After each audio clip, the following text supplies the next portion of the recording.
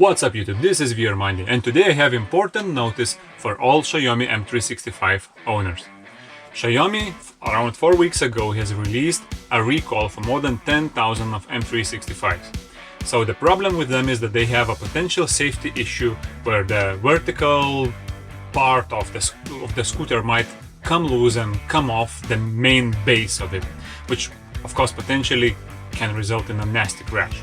So if you are one of the Xiaomi M365 owners, you need to head to the link that I put in the description, which will lead you to the official Xiaomi page, where you will find a tool where you can enter the serial number of your Xiaomi M365 scooter and check if it's one of the affected ones.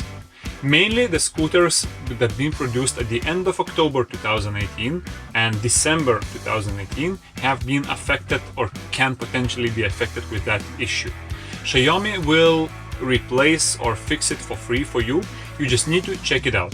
So there is a link in the description. Go and check if your scooter is one of those, and I hope that it's not.